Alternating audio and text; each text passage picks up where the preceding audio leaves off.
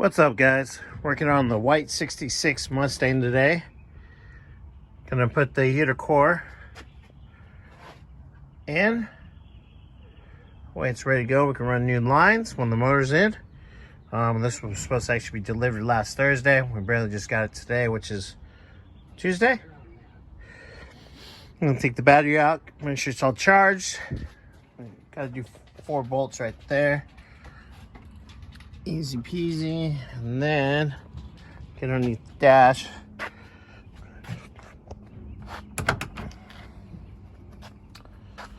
Underneath the dash and pull that guy out. Supposedly there's 1 bolt up, but once it's out, should be wiggle out.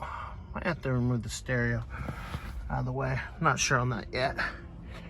But yeah, that's what I'm working on today, guys. So a little bit, I'll give you guys a quick another update. See you guys in a bit.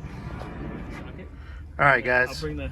Well, I got the box out, and yeah, just got to do the cables.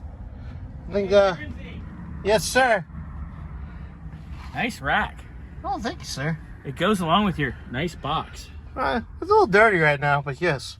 Dirty boxes are okay. Well, but we'll clean it. You're wearing gloves. It's fine. Yeah, that's true. Being safe, protective.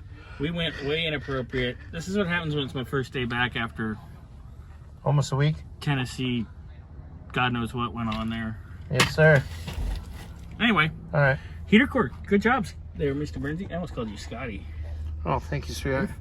Yeah, that was a hell of a compliment because you're definitely uglier than Scotty. Sometimes. Case by case basis. Anyways, yeah, we'll get this cables unbolted from there.